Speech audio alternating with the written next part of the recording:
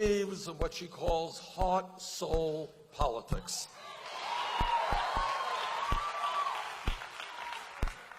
And she has been with me all over this country. She has been doing a fantastic job. And the only thing that I don't like about Nina is following her. That's always a hard thing to do. But I love Nina, and we're going to continue working together. Now, the main point that I'm going to make tonight, and I'm going to make it over and over again, and Nina just made it, is this political revolution is not about Bernie Sanders. It's not about Nina Turner. It is about you and millions of other people. And what the political revolution means is that you are the revolutionaries. And what this campaign has shown, not just in winning 13 million votes, but in taking on the establishment all over this country, what it has shown is that millions of people are prepared to stand up, fight back, and create the nation we know we can become.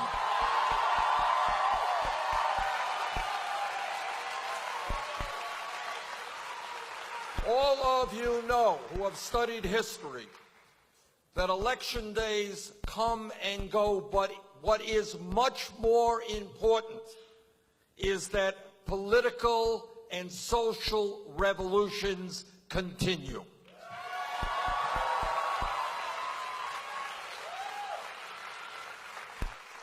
And that our goal from day one has been to transform this nation, and that is the fight we are going to continue.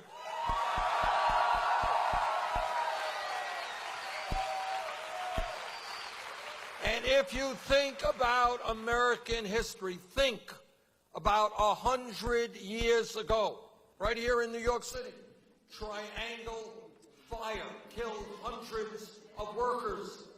But workers stood up and they fought back all over this country. Workers told their employers that it is not acceptable to be employing children in factories who are losing their fingers and their hands around machinery they should not be around. Workers said that we are going to have decent working conditions. We are going to form unions. And the struggle for a strong trade union movement, which all of us must be part of, continues today. Because we know without a strong trade union movement, there will not be a strong middle class in this country.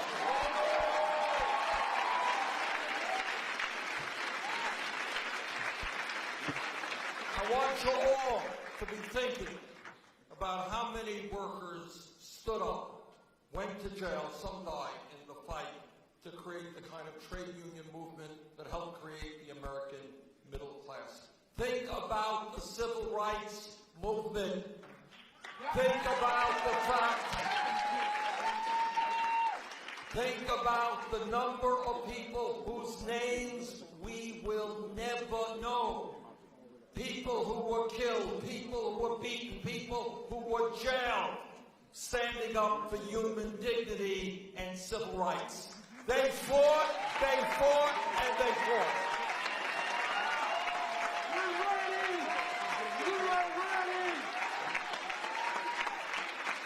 So if anyone tells you, hey, I was out on a demonstration, I'm all burned out.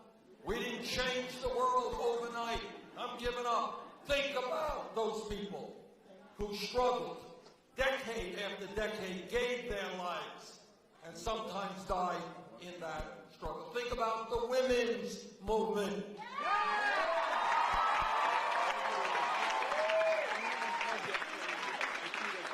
Think about the fact that this is what revolution is about. 100 years ago, women in America did not have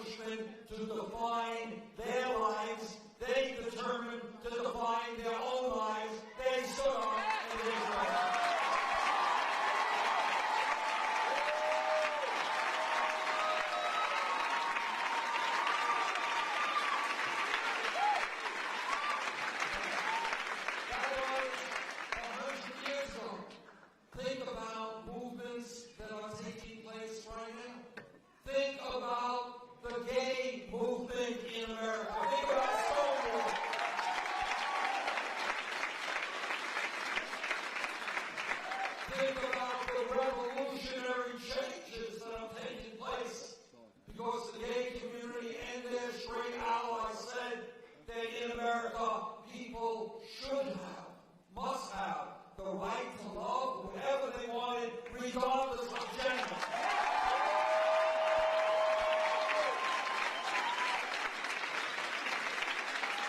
I want you all to remember, I was there a little bit older than any of you. And I was there, and I heard the hostility, and I heard the ugliness, and I heard the hatred. But people stood up proudly and with dignity, and they continued the fight for gay rights. And today you go out, and this is what a revolution is about. You go out and you talk to young people in this country, and you say something like, do you believe in gay marriage? And they say, duh. What are you talking about? What's the problem? That's when you have a revolution.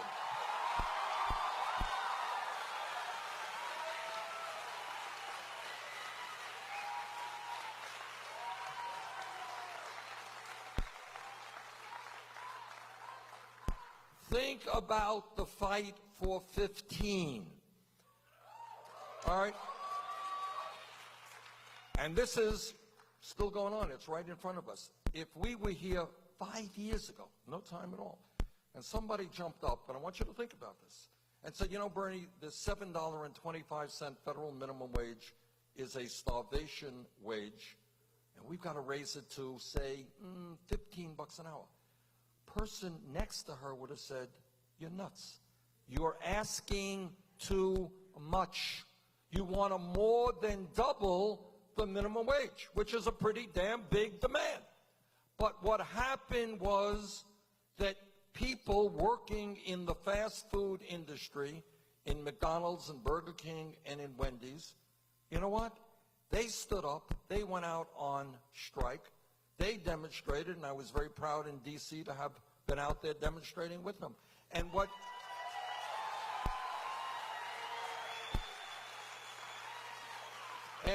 they told the American people from their hearts, and I listened to them, is we can't make it on $8 or $9 an hour. Do the arithmetic. Try to feed a family on $9, $10 an hour. You can't do it. We need $15 an hour. And then as that idea percolated throughout this country, then in Seattle, some very brave city councilors got up there and they said, you know what? We're going to pass $15 an hour. And then the folks in San Francisco and Los Angeles, $15.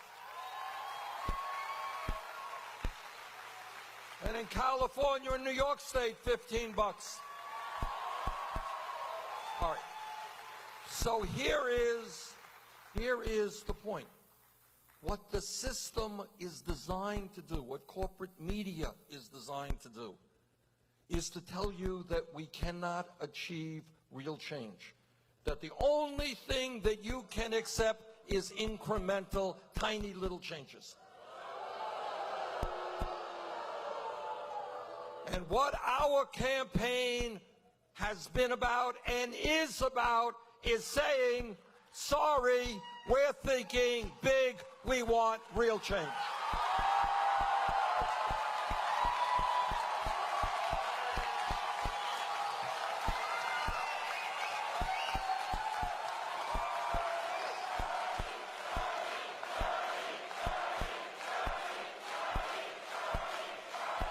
And here is what together we are accomplishing. A year ago, the ideas that we brought forth, people said, the critics said, our opponents said, well, these are radical ideas. Nobody in America supports these ideas. Well, turns out a majority of the people in this country support these ideas.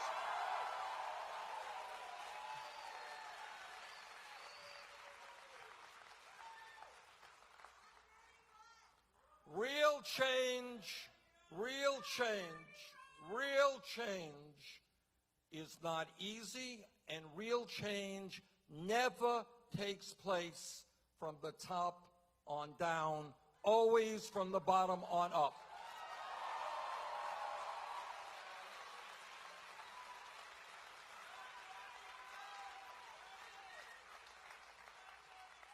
And that is what our political revolution is all about. It is not, and I'm a senator, so I have a huge ego. That's by definition when you're a senator. Huge, right? Ego, yeah. Tomorrow, I'm going to be in Syracuse, New York, campaigning for a guy who is running for the United States Congress. I'm going to do everything that I can to make sure he wins.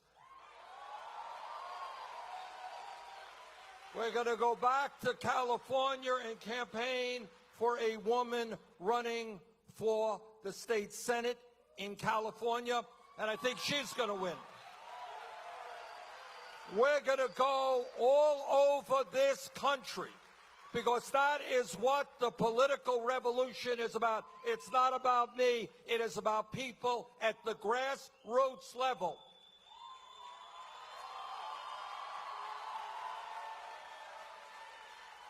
It is about people running for school board, for city council, for mayor, for state legislature, for Congress, for the Senate. But it is millions of people getting involved in the political process in a way that we have never seen in the modern history of this country.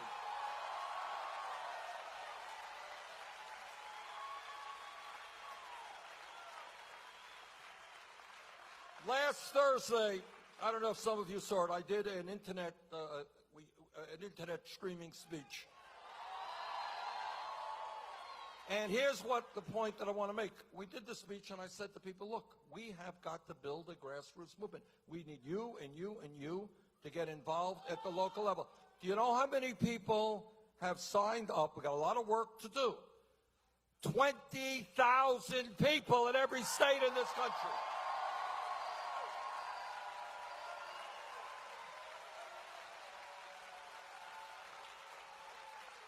20,000 people said they are prepared to run for office or help other people run for office. And I hope many of you are involved in the same way.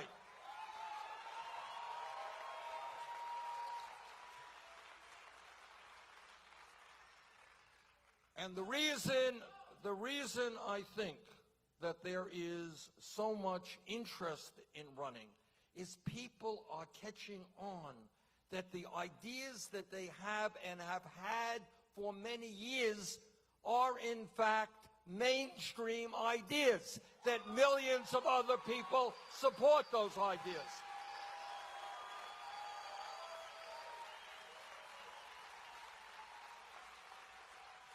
And the other thing that we learned is, you know what? You can beat the establishment. They are not quite as powerful as some make them out to be. We won, and hear this, in every state, certainly here in New York State, we had to take on the entire, virtually the entire Democratic establishment.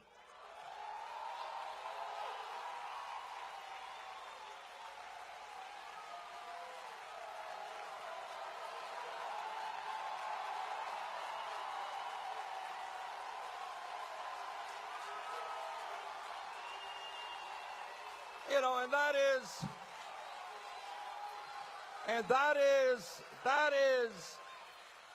that's not just New York State, that is true in every state in this country, and yet we ended up winning 22 of those states.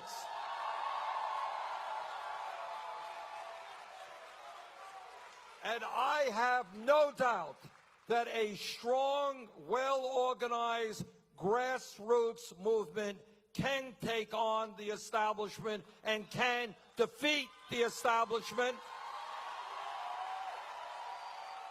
And that is precisely what we have got to do and what the political revolution is about. And there's something else that I am enormously optimistic about, and that is that in this campaign, not widely reported, but in this campaign, in every single state, we won, often by big numbers, the votes of young people, the future of America.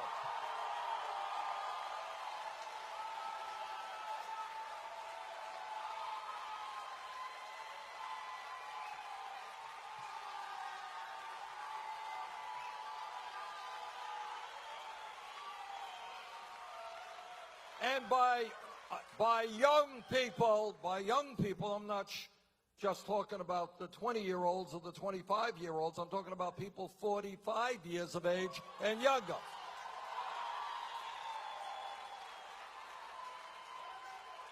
Now think about what that means for the future of our country. What it means is that our vision, a vision of economic, social, racial, environmental justice, is the vision of the people who will create the future of America.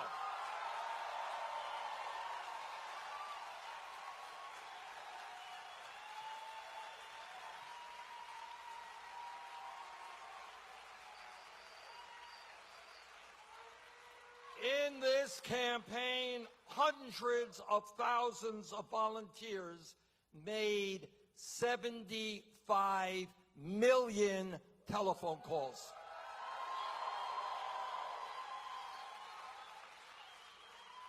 And we are just getting started. Our volunteer canvassers knocked on over 5 million doors.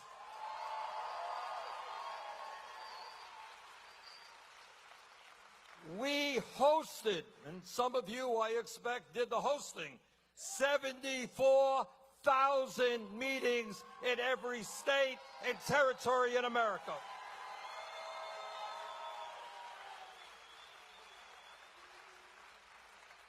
And what we showed is that you can run a powerful campaign without being dependent on Wall Street and super PACs.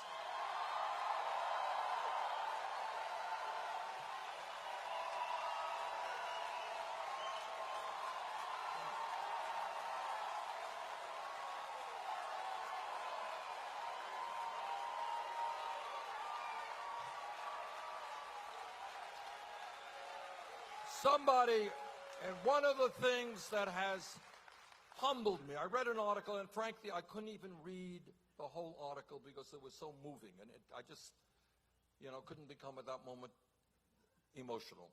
I have to stay focused.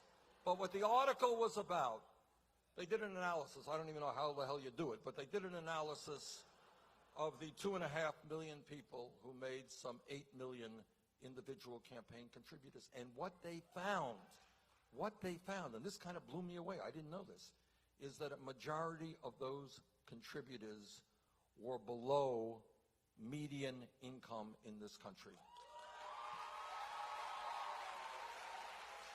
I mean, in other words, these were not people making hundreds of thousands of dollars and flipping $50, and that's great. We appreciate that. But these were people making it on $15,000 or $20,000 a year. These are people unemployed. These are senior citizens trying to make it on $10,000, $12,000 a year, Social Security. The point that I make, no, not about me. No, it's not. No, it's not.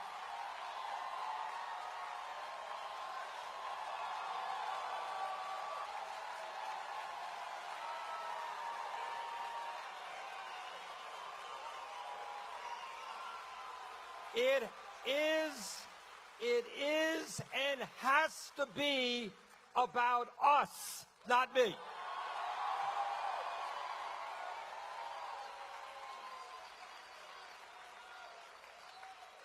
But the point that I'm making, when we talk about us, I want you to know that there are people out there trying to make it on $10,000 a year who felt so strongly about what we together are trying to accomplish. They made a $10 contribution, which to me is a lot more means a lot more than some millionaire giving us $2,000.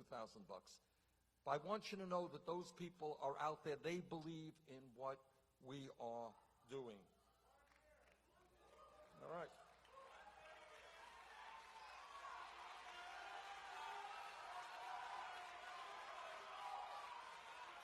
What this campaign is about is having the courage that every one of us has to understand that we're not going to allow corporate media to define the issues for us. We together are going to define the issues.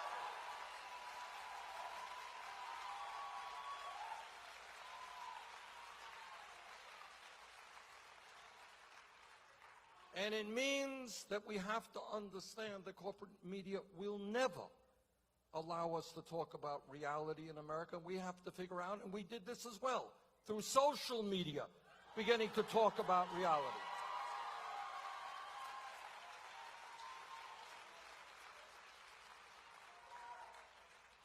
And what this campaign, the issues that we raise, which are already becoming mainstream issues, is talking about a campaign finance system which is corrupt, and that's the only word.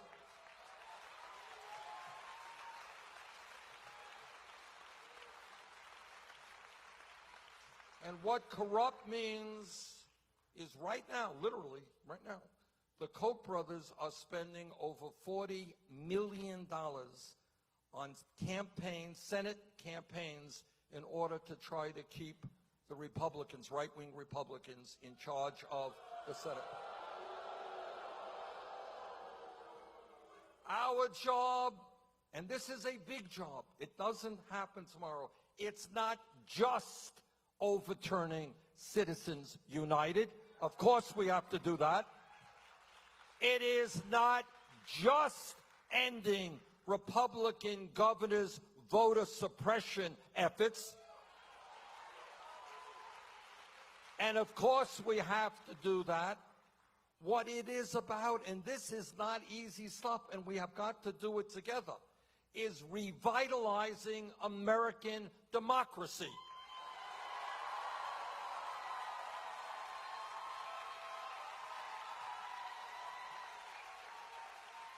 And that takes so many forms. I mean, one of the forms it takes is that right here in New York State, 3 million New Yorkers were denied the right to vote in the Democratic and Republican primaries. I mean, it doesn't take a politically sophisticated person to figure out that that whole effort on the part of the Democratic and Republican leadership in this state is about making it harder for people to get involved in the political process.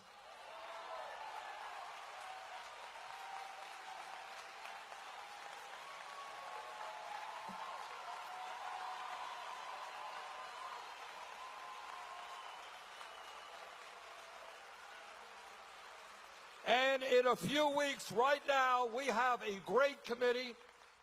We have 5 people on the platform committee for the Democratic Convention. We have great people, great people. We're going to have great people on the Rules Committee. And one of the issues we're going to be fighting for on the Rules Committee is to end closed primaries.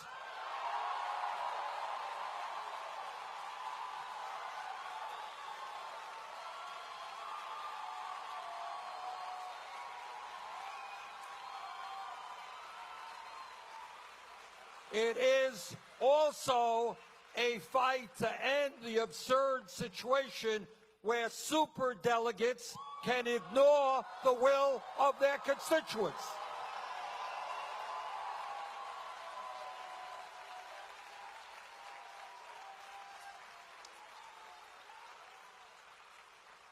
We, in some states, won 70, 80% of the vote, and you got superdelegates who are not respecting the democratic will of their people. We are going to change that.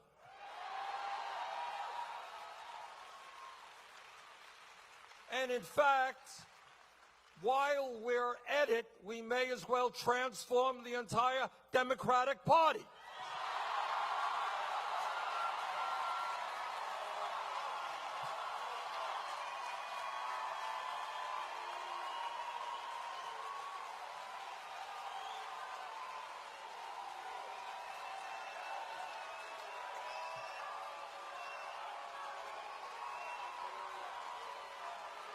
And that means, what that means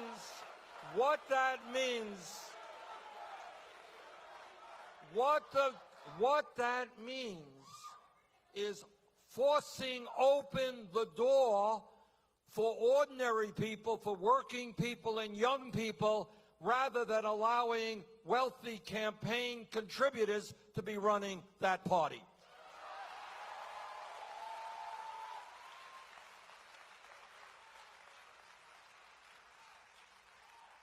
What this campaign will always be about is ending the grotesque level of income and wealth inequality in this country.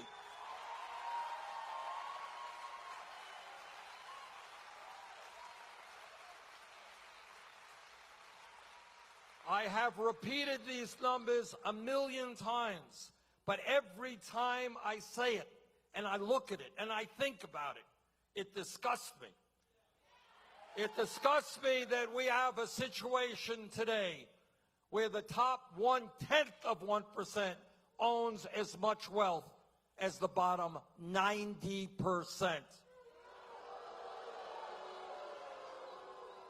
Where 20 individuals own more wealth than the bottom half of America, 150 million people.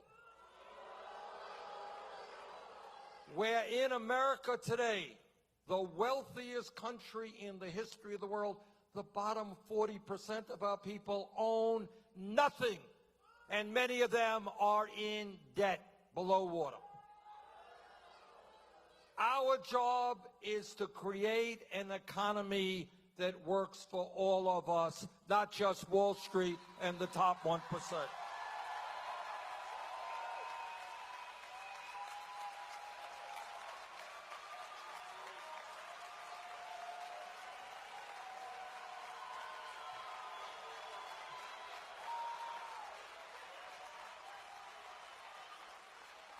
Some people think that it is idealistic, that it is utopian to talk about creating a moral economy in which the function of the economy is to provide well for the children and the elderly and working families and the middle class.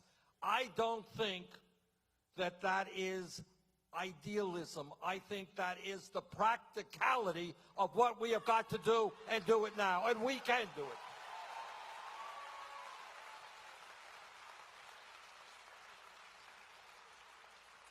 What we must never allow ourselves to succumb to is walking the streets of New York City, and I was in San Francisco a couple of weeks ago. It's unbelievable. People sleeping all over the streets. Honest to God, I walked past the guy. I don't even know if he was, it's not funny. It was tragic. He was lying down. I didn't know if he was alive or dead. In the United States of America. We cannot allow ourselves to become used to the fact that we got hundreds of thousands of children in this country who are homeless.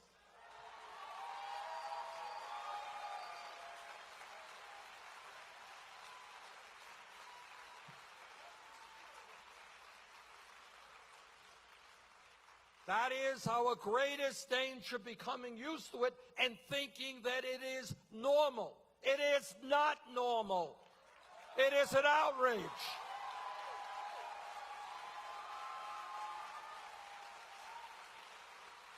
And never, ever lose your sense of outrage.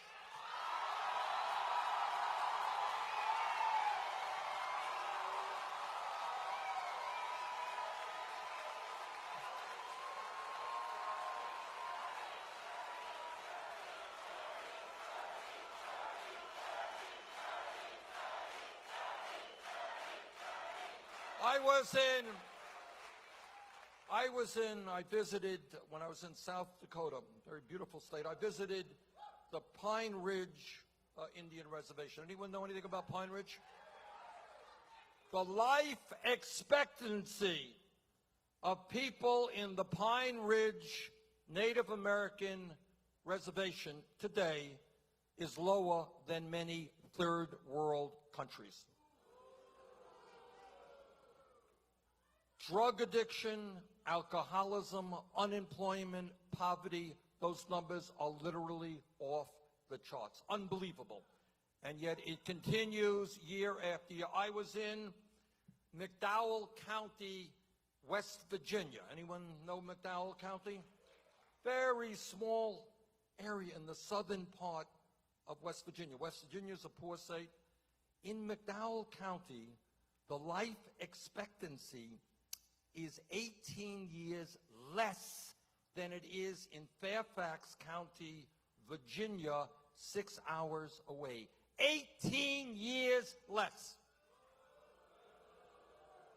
There are now millions of Americans in McDowell County and many other parts of this country whose life expectancy is lower today than was the life expectancy of their parents.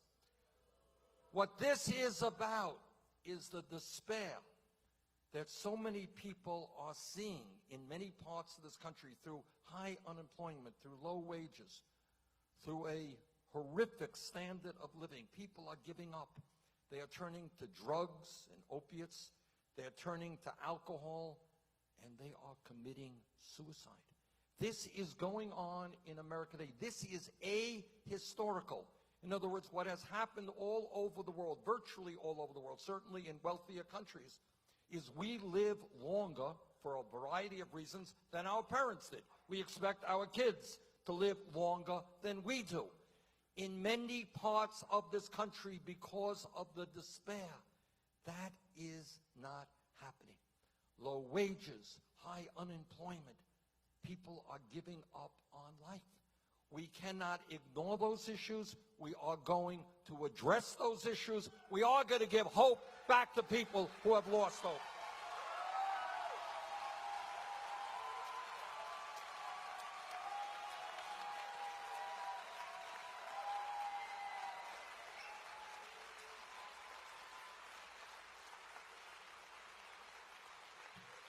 You know,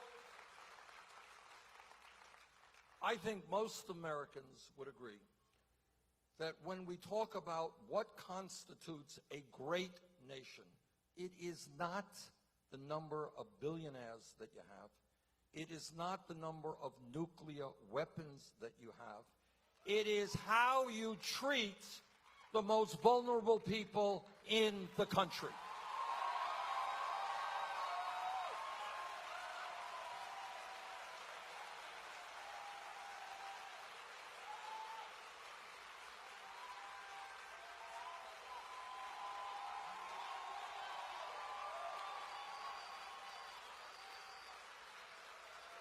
And year after year after year, the numbers cry out at us.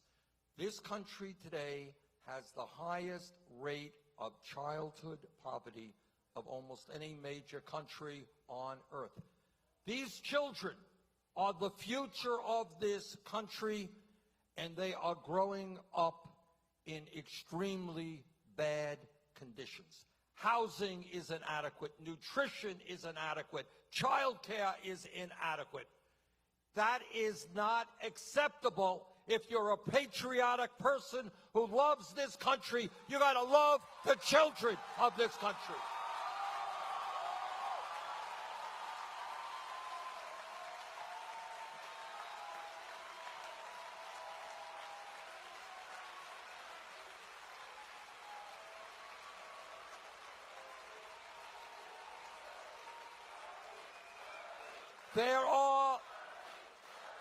There are schools, think about this, and I went all over the country and I learned a lot in that process. There are schools in America where more of the kids in those schools end up in jail than they do graduating college. Maybe it's time for us to invest in jobs and education for our young people, not jails and incarceration.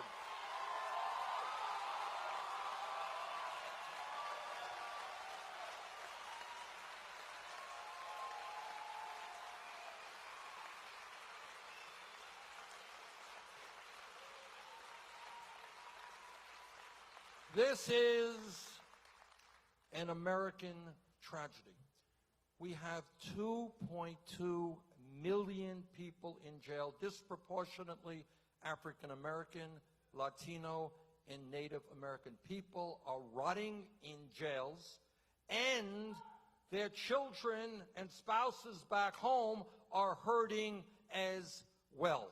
We need major, major reform of a broken criminal justice system.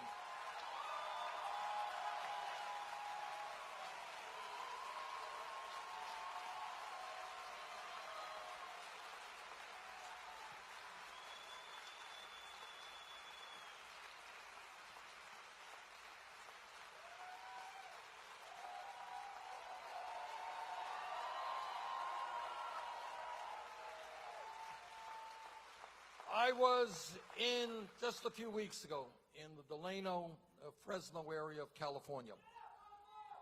And that is where they grow a lot of the food that we eat. In fact, I had the honor of visiting the house where Cesar Chavez fasted many, many decades ago. Cesar Chavez went on a fast to protest working conditions and the pesticides that farm workers were exposed to. Well, this is what I learned.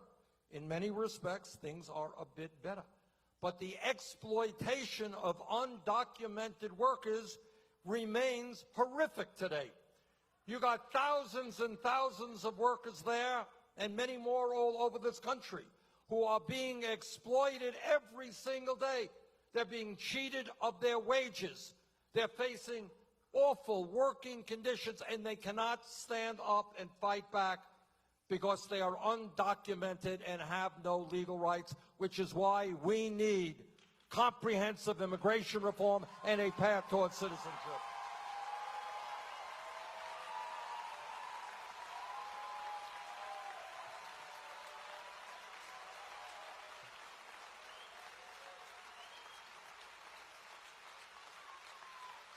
And what I also learned, I didn't know this. You know, you go around the country and you see things and you learn things. I didn't know this. I was in Flint, Michigan, and I won't even tell you what I saw in Flint because that was so upsetting. But I was in, again, this area, Delano area of California, and I didn't know that this was going on. Thousands of homes there, when people turn on the faucet, they cannot drink the water because it is toxic water. They are bathing in bottled water. And by the way, they still have to pay their water bills. So this whole issue, I didn't know, thousands and thousands of homes, they cannot drink the water that comes out of the tap. Which is why, by the way, yesterday we should have banned fracking, and we damn well should do it tomorrow.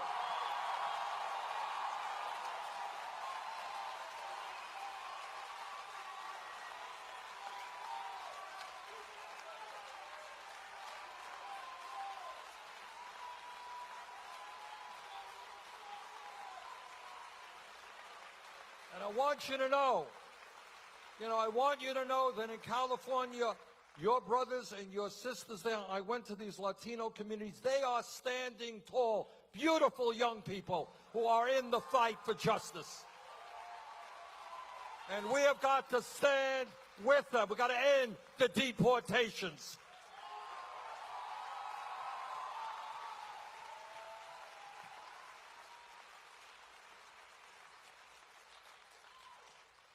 And what thinking outside of the box is about is, again, it's not accepting homelessness.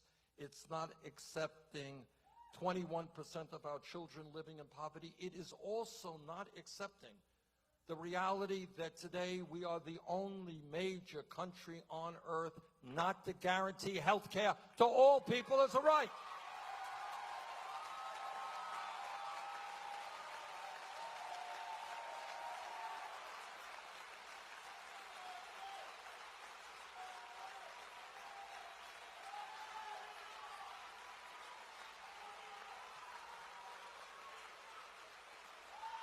This is not an issue, I think, that any person on the other side can really debate because there's not much to be said.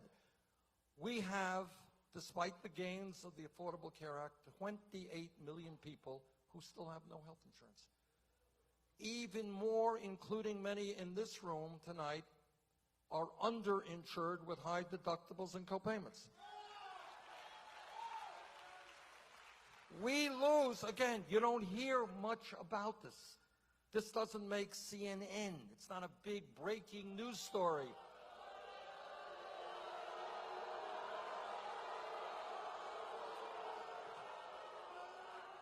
I touched the nerve there. I could see that. All right.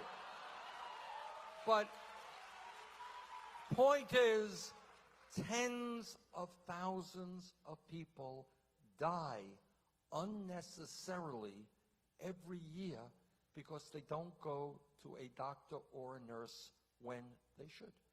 In other words, I've talked to doctors all over this country, all over my own state, and they tell me people walk in the door and they're really, really sick. And the doctor says, why didn't you come here a year ago when you first saw your symptom? And the person will say, well, I didn't have any health insurance. I had a high deductible. I simply could not afford to come in here. Some of those people end up in the hospital if they are lucky. Others find themselves in a terminal situation and they die. We pay the highest prices in the world for prescription drugs. Now, you don't hear much about that on TV because all you see is pharmaceutical industry advertising day after day after day.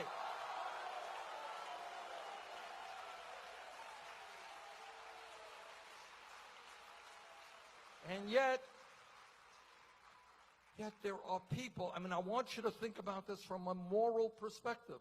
There is medicine out there that can save people's lives. They cannot afford that medicine. They die or they become much sicker. What kind of morality is that? And then last year, the five major drug companies made $50 billion in profit.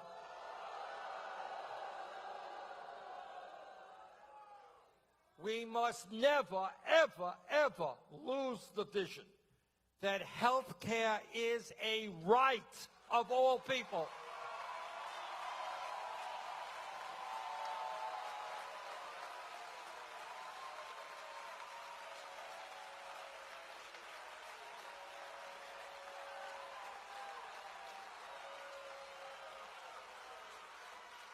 And please,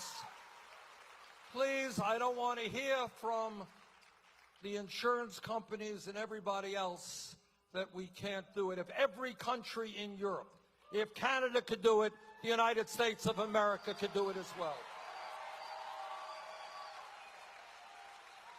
And by the way, just so you know, when you pass a Medicare for All single-payer program, we can save middle-class families thousands of dollars a year on their health care costs.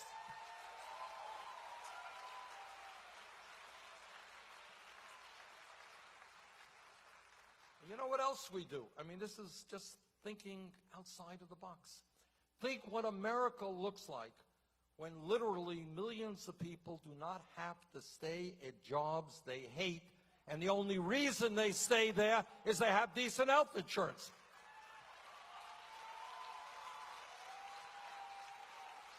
Think of the kind of entrepreneurial spirit that could be unleashed.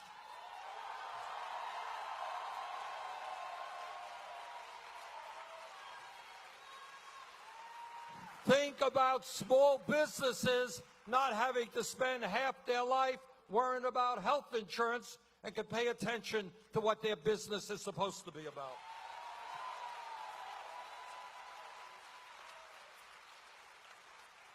And you know, I was very proud. You know, there's a million polls that go out there. I was very proud to see, you know, that now a majority of Democrats, in fact, support a Medicare for All single-payer system.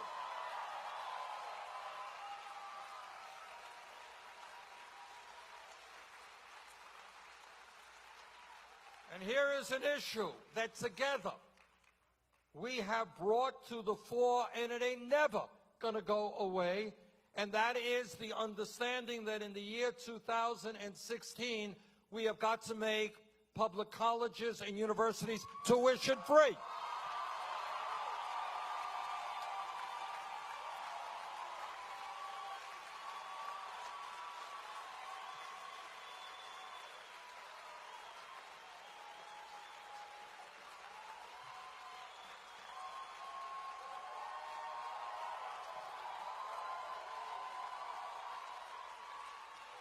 I have no doubt, I have zero doubt that this is a fight we are going to win.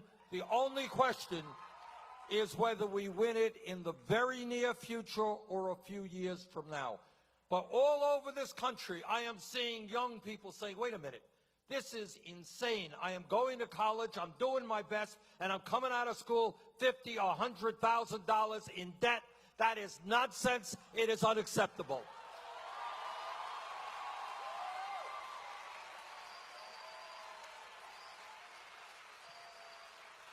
Think about an America. This is not a radical idea.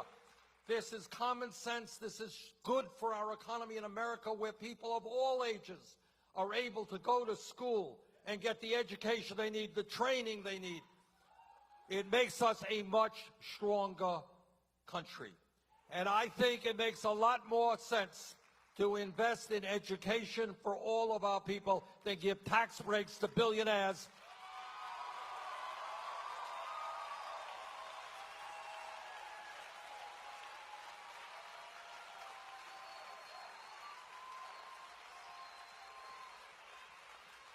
And what started a year ago as a radical idea, nobody thinks it's radical anymore.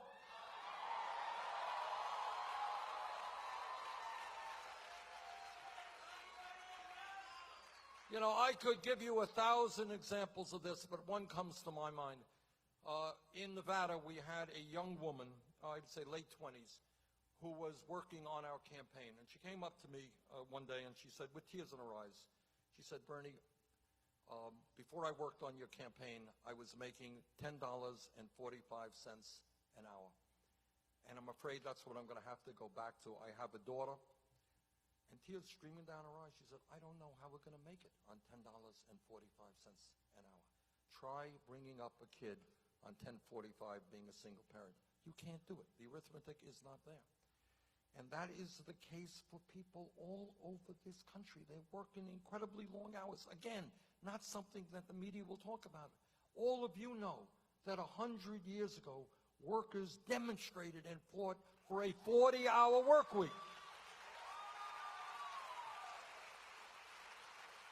That was 100 years ago. We still have not reached a 40-hour work week. People are working, they're exhausted. I see the exhaustion on people's faces who are working 2 or 3 jobs. Couples who can't have kids, don't want to have kids because they can't be the parents that they want to be because they're both working so hard. And that is why we have got to make as a doctrine of what this country is about. If you work 40 hours a week, you are not going to live in poverty. We are going to raise the minimum wage to $15 an hour.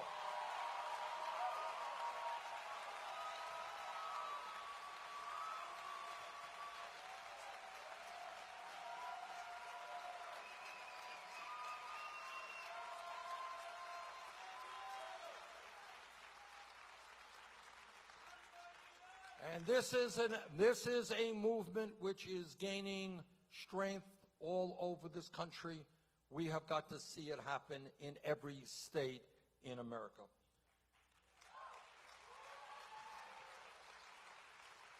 And here's another lie that we have got to deal with. Every month, front pages of the newspaper say unemployment, more or less, 5%. Anybody believe that real unemployment is 5%? Here's the truth. The truth is that that is what we call official unemployment. Official unemployment does not include those people who have given up looking for work in high unemployment areas, and those people by the millions who are working part-time when they want to work full-time. Add all that together, there's another government figure which doesn't get a lot of attention. Real unemployment is close to 10%. And there are communities, often in inner cities, where unemployment is a hell of a lot higher than that. And that means to me that we need a federal jobs program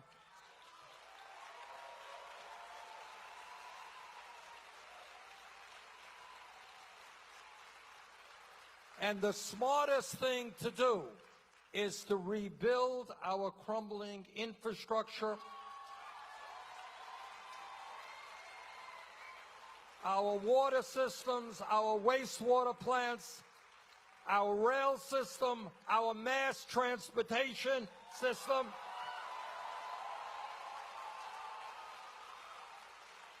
Our roads and our bridges, we can create 13 million good-paying jobs.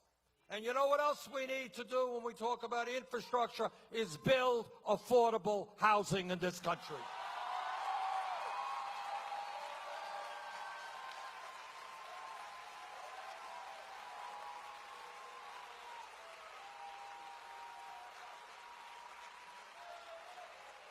There are millions of people in America, millions of people who are paying 40, 50, 60% of their limited incomes on housing.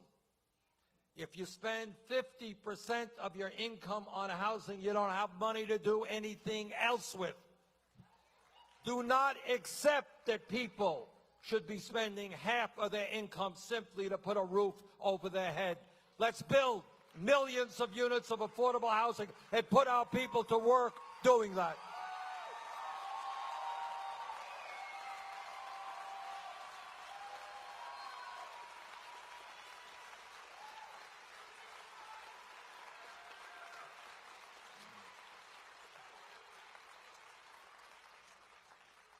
Now, a corrupt campaign finance system breeds corrupt public policy. So right now, you have profitable corporations making billions of dollars a year in profit that in a given year put their money in the Cayman Islands and in other tax havens, and in a given year do not pay a nickel in federal taxes. Children sleep out on the street and are undernourished, and corporations do not pay a nickel in federal taxes. That together we are going to change.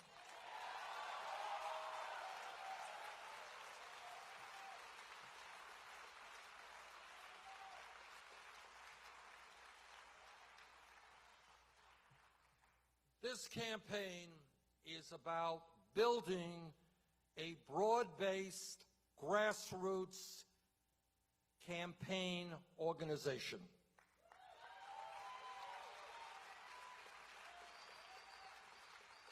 This campaign is about bringing millions of people into the political process. This campaign is about empowering people to understand that democracy is not a spectator sport.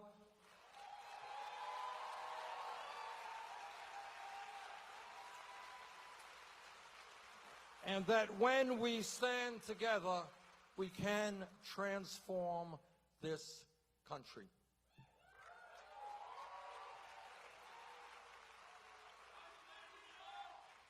Right now, let me tell you, bring you up to date as to what we are trying to do. As we speak, literally, there are meetings of the Democratic Platform Committee. We have 5 great people on it. The platform that will come out of the Democratic Convention will be by far the most progressive platform in the history of the Democratic Party.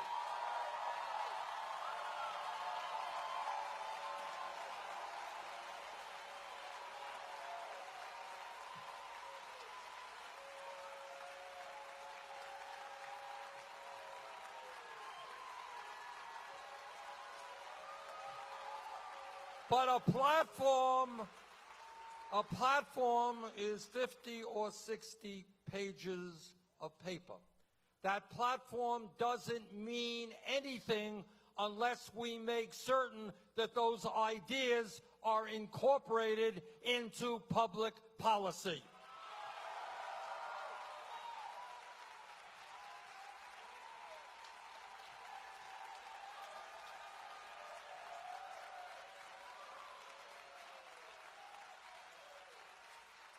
Let me just tell you just a few.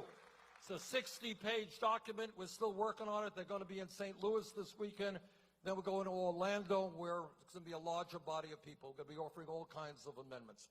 But for a start, we're going to take a hard look at our disastrous trade policies, make it clear that TPP is dead, not coming to the floor of the Congress.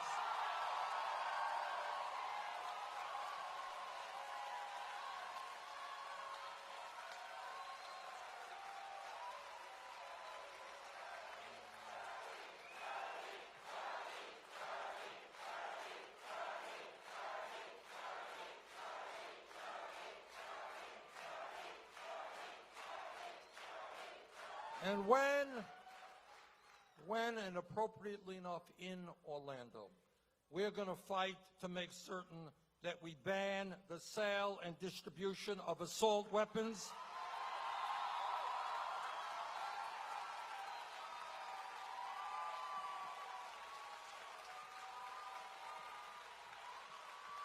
That we end the gun show loophole and expand instant background checks.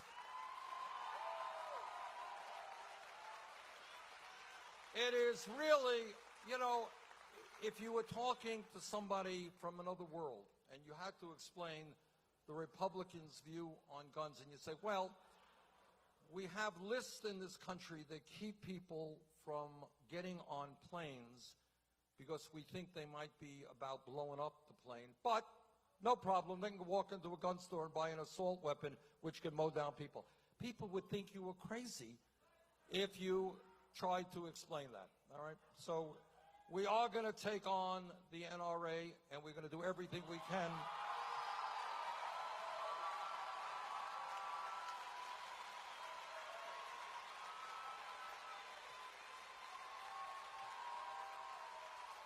Now here is an example.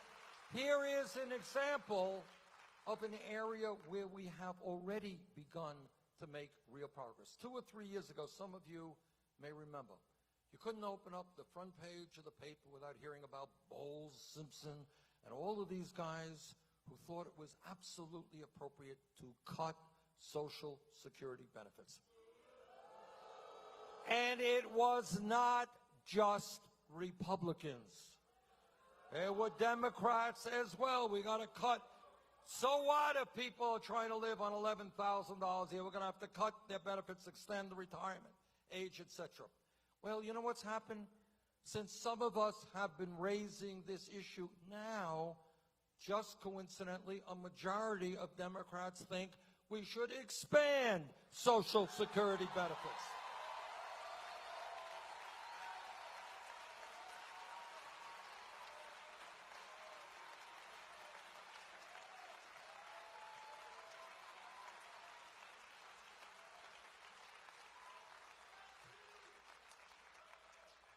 And when we talk about transforming America, everybody here understands that you don't bring about the changes that we need without taking on, in a very visceral way, the most powerful special interest in our country, and that means Wall Street.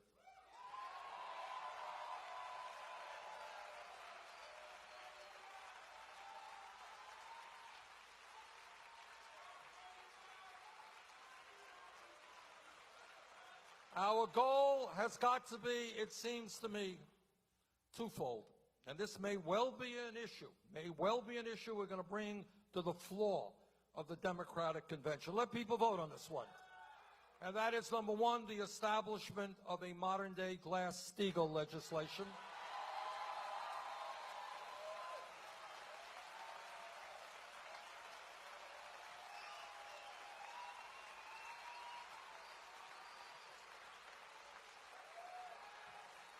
And number two, you know, it is not just the greed and the recklessness and illegal behavior on Wall Street. We could talk about that forever. It is simply the power and the concentration of wealth that they have. You have a half a dozen banks that have assets that are equivalent to well over 50% of the GDP in this country.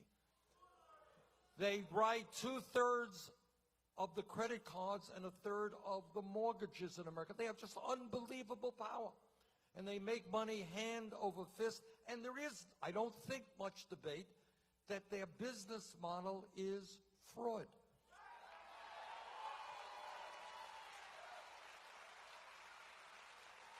How long do we have to tolerate that kind of greed, which has done so much harm to this country?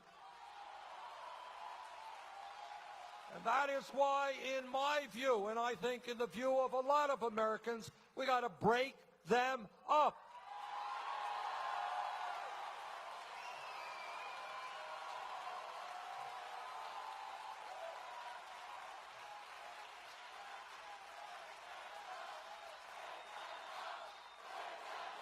Right.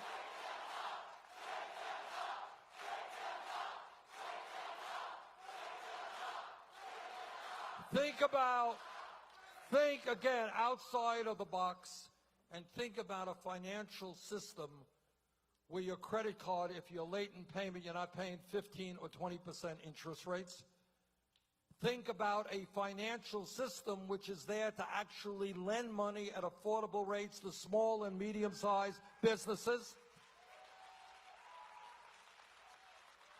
Think about a financial system which is not an island unto itself, designed only to make outrageous levels of profit.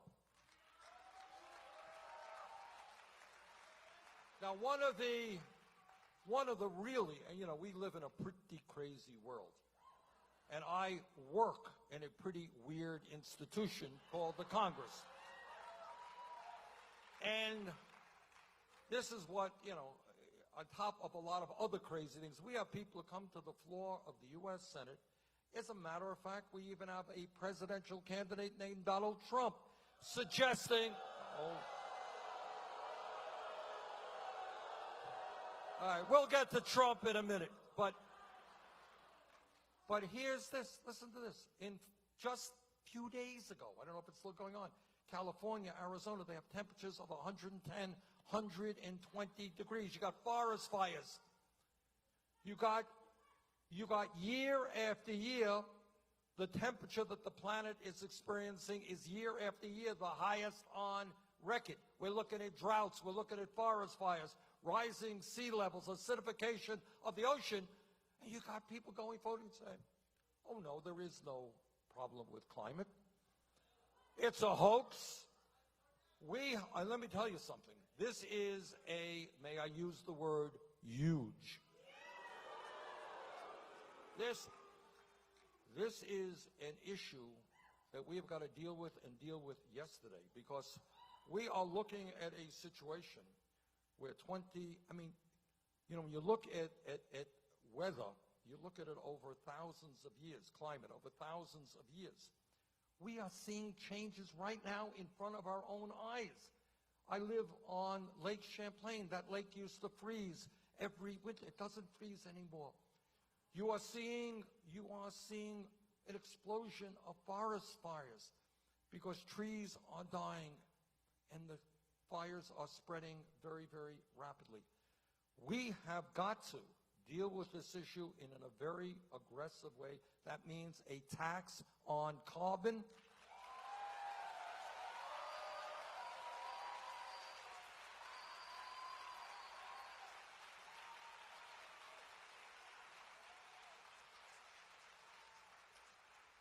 And it means, and I want you again to think about what America looks like. We can create millions of jobs transforming our energy system.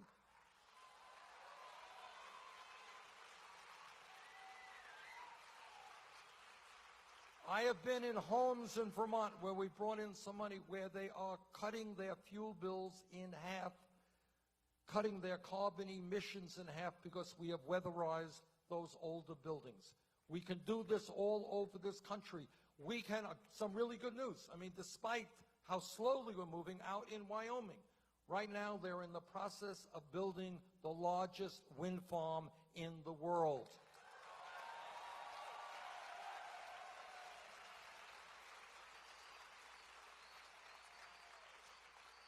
We can have solar panels on tens of millions of rooftops in this country.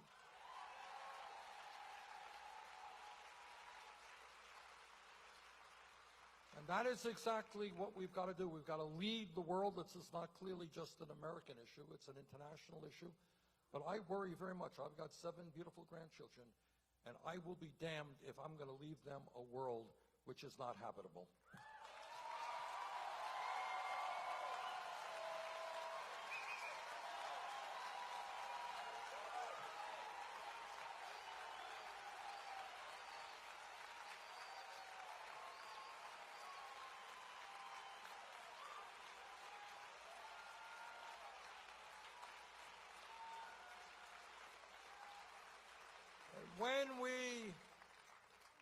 When we look at what is going on in this world, it's not just climate change. What we have got to do is take a hard look at a lot of the waste that is in government, and there is a lot of waste, including the Department of Defense.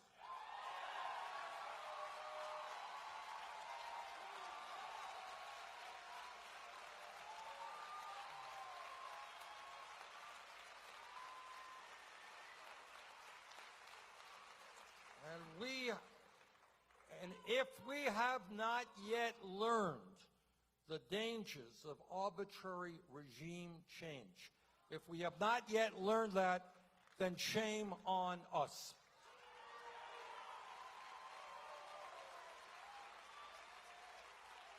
It is not good enough to be talking about overthrowing bad dictators. You got to be thinking about what happens the day after and the destabilization of the region.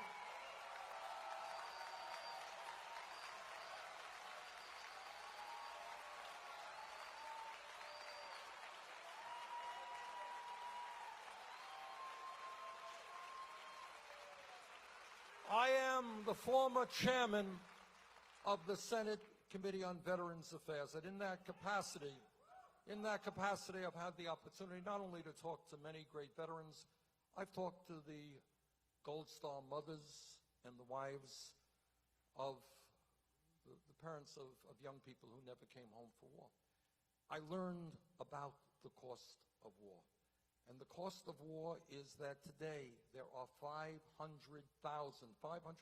people in this country who served in Iraq and Afghanistan who are dealing with the very serious problems of PTSD and traumatic brain injury. That's the cost of war on top of the 6,700 people and the hundreds of thousands of Iraqis and Syrians who have died as well.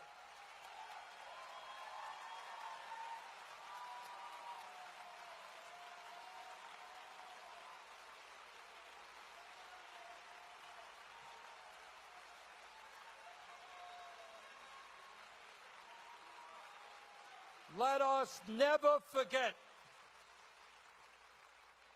Let us never forget that war must be the last response, not the first response.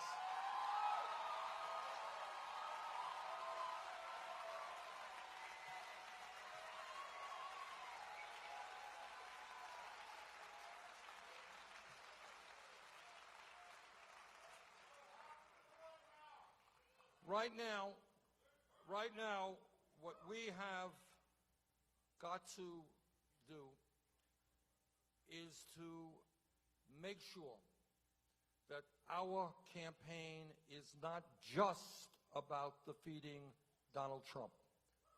Of course, we have got to defeat him, and I intend to do everything that I can if I have to run all over this country to do it. And that means we understand that Trump is so, I mean, it's hard almost to imagine a man who has such limited capabilities becoming president. And that means it's not just that this guy wants to give hundreds of billions of dollars in tax breaks. It's not just that he thinks that climate change is a hoax. What is even uglier is that you think about the struggles that we have gone through as a nation for hundreds of years, fighting against racism, fighting against sexism, and that this guy is making the cornerstone of his campaign is bigotry, is insulting Mexicans and Latinos, insulting Muslims, insulting women, insulting African Americans. Do not forget that Trump, before he was a candidate, was one of the leaders of the so-called birther movement. Don't forget that. And what that movement was about, that effort was about, was to delegitimize, not disagree, delegitimize the presidency of the first African American ever to hold that position. That was what that campaign was about. So we have got to work tirelessly to make sure that Trump is not president. But that is not good enough.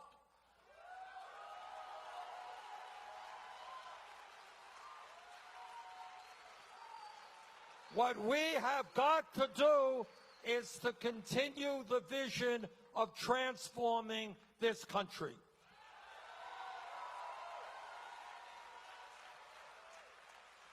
And the most important way I know that we can do that is for all of us to get involved in the political process. We need great people on school boards, on city councils. You know what? It ain't that hard. You got a little nervous at first. You know, I ran for mayor of Burlington, Vermont in 1981. And if you don't tell anybody, keep this a secret between us, I had gone to one city council meeting in my life, and I fell asleep. It was so boring.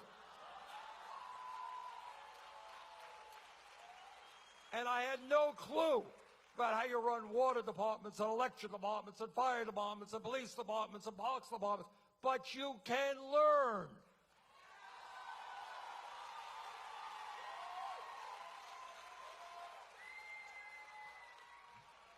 It's okay.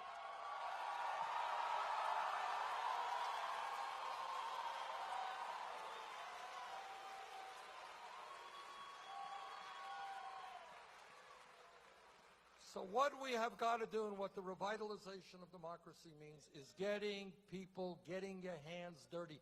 Don't be afraid of what you don't know.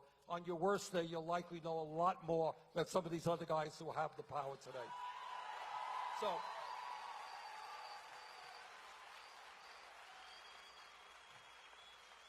So let me just conclude by thanking all of you, and the struggle continues. The struggle continues. Thank you all very much.